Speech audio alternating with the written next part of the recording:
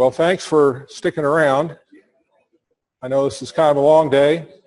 My name is Duane Hund. Can you hear me? Can't hear me. Say, it looks like it's on, Josh. You want to check it? Try it again.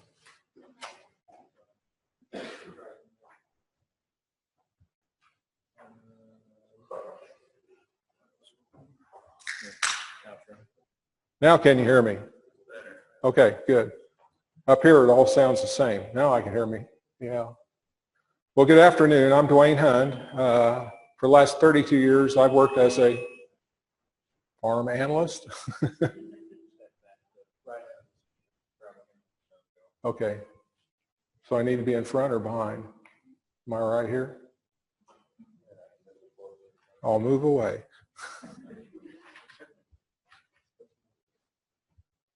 That going to work? Can you all hear him? Can you hear me now? Yes. I'm not the Verizon guy, but I'll check with you. Okay, well, good afternoon again. My name is Duane Hund. I'm the director of the Farm Analyst Program at K-State. I started in 1985 when there was a growing need for assistance to help farm families, much as we're doing today. And over time, it's been my privilege to work with over 1,000 farm families throughout Kansas in the last 32 years. We're busy and busier as time goes on here. Keep trying to get everything best we can here. That better? Okay. My job as a farm analyst is to work with farm families on a variety of issues, the most important of which is to work with them concerning financial issues. About half of my referrals each year come from the Kansas Ag Mediation Service. There are a number of us throughout the state that work at this, and we're busy, as you might suspect, with helping farm families through some challenging times right now. So one of the questions I get quite often now is it time to retire? The average age of farmers in the state of Kansas is advancing. I think the last time I heard a census it was 58. I work with more than a few farm families where the principal operator is pushing 80 or might be even older than that. And, you know, it's time to be thinking about transitioning. I do a lot of that kind of work, have been since 1980, but particularly through the late 90s and through the 2000s here. It's been real important to consider that question. So is it time to retire? Maybe. But a lot of people don't know. And, you know, one of the things you get a question about is it time to turn over the reins? And if I do, will I be useful? What will I do? What will be, you know, will I be able to afford to retire? That's a big question I get. And given the range in commodity prices, you know, is now the time to retire? Is now the time to make room for the next generation? I like to have people visualize what their goals are in retirement. Many families' identity, you know, the farmer's identity is in his farm. We don't generally have hobbies. We don't need them. We're so diversified in what we do each day that, you know, we're not sitting in a cubicle doing the same thing every day and needing some diversion. So few farmers have hobbies, and the first step, I think, is to visualize what retirement will look like for you. Stacy Warner made this comment. She said it's not whether you are retiring, it's a matter of what you are retiring to. So one of the things that I do with people is I ask them to draw 3 or 4 things that represents your ideal retirement. For me, the ideal retirement is spending more time with family and friends. It's always tough to try to work that in, and I like to spend more time with family and friends. I have 7 grandsons and 1 granddaughter, 3 daughters that are married, 2 sons that are not yet, and they present an opportunity to be available and mentor and spend more time with them. I am a big proponent of education. I served on the school board for 8 years. They finally let me off for good behavior, and if you've ever been on the school board, you know what I mean. It's a challenge sometimes, but it's very rewarding too. But I have a strong belief in education. My wife and I like to travel and learn new things, but traveling, and so that cruise ship represents an opportunity that we like to get away. And I'm in the cattle business. In fact, I was treating a steer this morning that had a bad eye, and got away from there and forgot to change my boots, so I'm still wearing my work boots, in case you wondered why. Didn't realize that till I was in the car. I'm going, well, that's all right, I'll just wear them. But this is kind of some of the things that are important to us and to me in retirement, what I'd like to do. So does this picture involve opportunity? You know, mentoring grandchildren is something that's very important. I didn't know either one of my grandfathers very well. My grandfather on my dad's side passed away a couple months after I was born. And my mother's father passed away when I was 4, and I just barely remember him. But, you know, I think mentoring grandchildren is a real important issue. You know, opportunity to do things you always wished you could do or had time to do in retirement. Improving relationships with old friends, seeing some other parts of the country or the world, maybe buy that sports car you always wanted when you were younger. I'm going to get that Camaro one of these days. That's on my list. In fact, I want it to be yellow with black stripes, so when I walk out of Walmart and I'm half senile, can't remember where my car is parked, that's the only one that will be there and I'll see it. So what do you want to contribute or give to help to bring about retirement? You know, it could be financial or time related. It could be political or social change. Maybe you want to be involved in making a difference in the world. What are your passions to make a difference? That's a question I like to ask people. What is it important to you? You got to be practical. You know, how many of us know of someone who sold the farm, moved to town, and they passed away within a year? I see a lot of people nodding. Yeah, why does that happen? You know, they lost their purpose. They don't have a need to get out of bed in the morning and challenge themselves with something. Without a plan, you know, we feel our value is lost. You know, we all need to be needed. And we have worth to our community and our family and our Creator. I think it's important to remember that. So we have to go through the practical side of it. And that practical side is, what are the financial obligations? Is there long-term debt? You know, that keeps Dad from thinking about retirement. New investments to provide for the following generation. What can be done to set things up so that they're well taken care of? And healthcare issues is always an issue. So how do I factor in inflation, increasing life expectancies? Is selling part of the farm maybe the answer? I've had several retiring farmers say, well, I've got this debt, I can't walk away from that, but have they considered maybe selling that piece of property with the equity they have in it to their son or daughter-in-law and have them take over the remaining debt, relieve them of the responsibility, and make it easier for Dad to consider retirement if he doesn't have to face that payment anymore? Certainly some things to consider there. What about just selling or gifting the improvements? You know, the next generation needs a base to work from, and it's really important that we consider how we can set them up to be successful. I tell people all the time, our comfort in our retirement years is tied to training our successors well. And we need to give them the opportunity to build on what we've done and help them achieve their goals. You know, can I use my net worth to provide for a suitable retirement? There's been more than one time when I've worked with an elderly family that wants to retire and turn it over, and I've helped them look at their Social Security payments and everything they'd be getting in the way of rent, and they look at me and say, you know, I think I'd be making more if I turned it over to the kid than I would if I keep farming. Sometimes that's the case, but the big bottom line is it's doable in a lot of cases. So, you know, what age do I take my Social Security? Do I look at cash rent or crop share? Maybe I'm going to sell the cows or lease them out. Sell land on a 20-year contract to your successor and create an annual income for yourself in your retirement by doing that. We're not talking about selling the farm totally. We're talking about just part of it and giving that next generation a chance to build some equity. Analyze carefully to arrive at the answers. You know, we may be surprised at analyzing all the alternatives. There are some answers there that we can consider. Productive retirement takes planning, and maybe now is the time to consider some form of retirement. You know, commodity prices are low right now, margins are narrow, but we need to work out an arrangement that works for both parties. You can't start too early. So I've got a lot of people that I'm working with right now that are working on 5-year time horizons, thinking I'm not going to retire right now, but I am going to retire or work hard towards a retirement plan in 5 years. So what do we do now to stair step into that? Make that a reality, how we can get there. Again, you can't start too early. We do have resources, including our program, to help you come up with the answers here and analyze the alternatives. The Family Resource Management Program Focus Team, the Adult Development Aging Program Team, our farm management economists like Scott back here, our farm analyst team, and our program focus team in farm management at the university.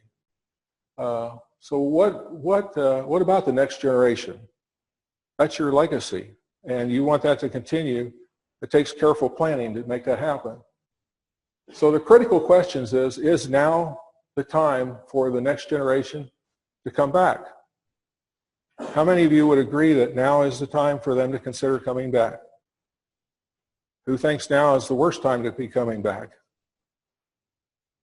Well, it all depends on a lot of issues. There is no clear-cut answer for the blanket, but I would say now is approaching a better time to be coming back to the farm than it was 5 years ago, because a lot of inputs are going down in price.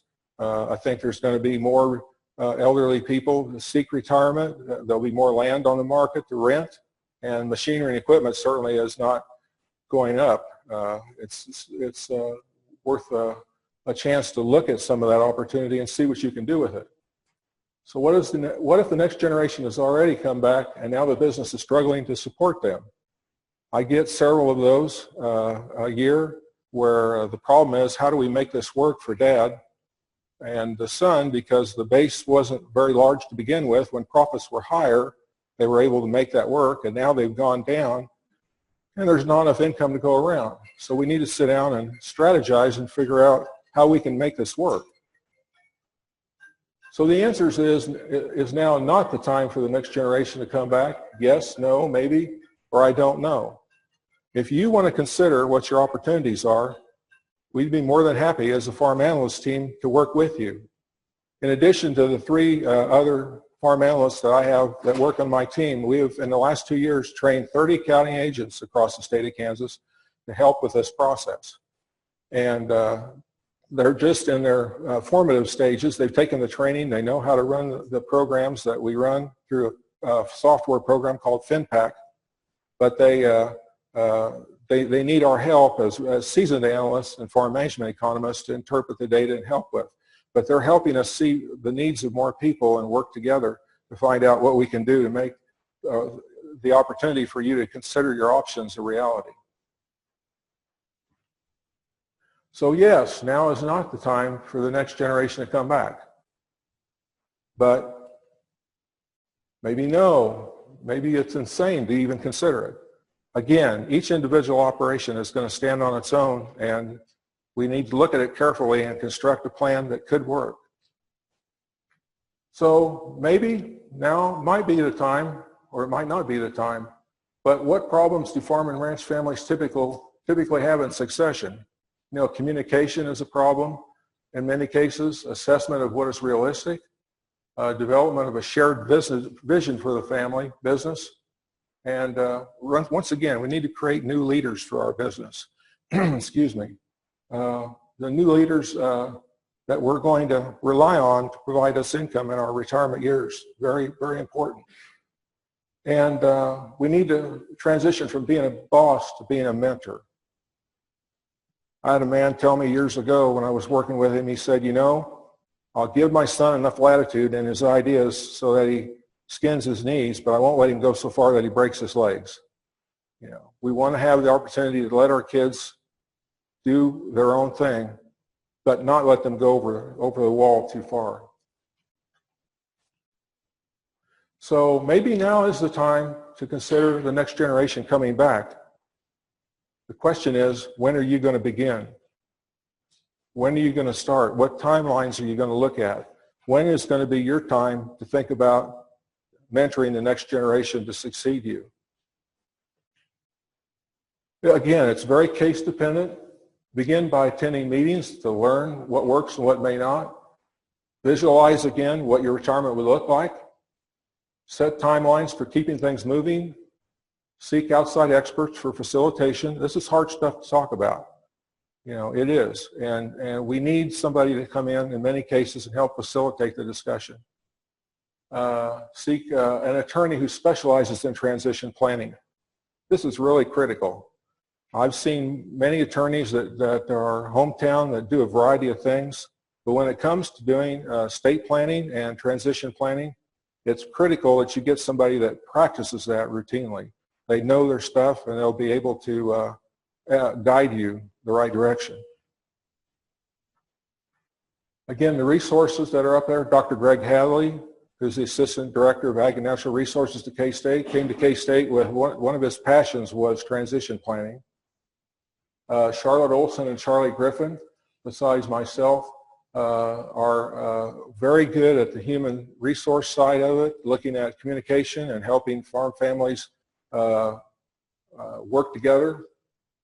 And Forrest Bueller and Shar Henton from the CAM's office, the Family Resource Management Program Focus Team, the Farm Management Team again, and the economists. All of us are out there to help you with this process. So please let us know if there's something we can do. And I thank you for the opportunity to be here today. I think we're catching up a little bit on time. I want to remind you that you have the yellow evaluations. We need you to fill those out and turn those in before you leave. And I'll be around here. I'd be more than happy to visit with you individually and answer any questions you might have about what we can do. Okay? And can I answer any questions right now, briefly? Yes. Do you ever think that quite possibly we go a little overboard on helping the next generation? I mean, I know it's a little different from farming, but yeah. I mean, maybe the next generation needs to do a little of their own. That's a matter of perspective, of course, but I would agree that I have seen more than a few situations where dad has taken on a lot of debt in order to set things up. And, you know, sometimes it isn't such a bad idea if the son is in the arena, you know, fighting the same battle and working a little extra hard to make it happen. There certainly is merit to dad helping his son to a certain point, but yes, sometimes it goes overboard. And the important thing is that it works for both parties. Well, I look back, you know, post-World War II, my dad's generation, there were so many farmers that just started in farming on their own. Yeah. With no help at all. And now that generation is just really gone. Yeah. You've just got a few people now that are extra large. And there's not that opportunity for young people to get in farming unless they're in an established operation already. And I think, you know, are we just helping that generation too much? You know, that there was a drive back then. Yeah. But, you know, they got started, and they did it themselves. They had a goal and purpose. And you know, it's just a thought. Yeah. It is a good thought, and that's the reason why before you enter into this discussion and get very far, there needs to be some planning done to have an agreement between retiring generation and the newcomers coming in to really focus on what level of risk that dad and son want to take. It can vary a lot, and some dads, you know, feel compelled to create quite a nice setup for their sons. Others are more reserved. I've seen many of them that won't go that far. When I started out after college, my dad the first thing he told me was, he said, it's up to you to build your own business plan. He was 65 when I graduated. He was 11 years older than my mother. And he said, whatever you need, he said, you can use what I've got, but if you need somebody to co-sign a loan, I won't do that. He said, it was up to you, he told me, to figure out what I needed and take that plan to the bank and get my own loans, what I needed to do. It kept me very conservative so that when the 80s hit, I wasn't in a position of trying to survive. I was able to grow during that time period. So it was just timing more than anything. But I'm 62 now, and I'm looking at transitioning possibly to one of my grandsons down the road here. It just depends on their needs and wants. But there's a lot of opportunity there to grow from the values that our fathers have set for us. And I think a good plan and good communication is the first step. Okay? Any other questions? Again, I'll be around. Thank you for your attendance here today. I know it's a long day, but hopefully you're gaining some things, and we appreciate your attention. So thank you.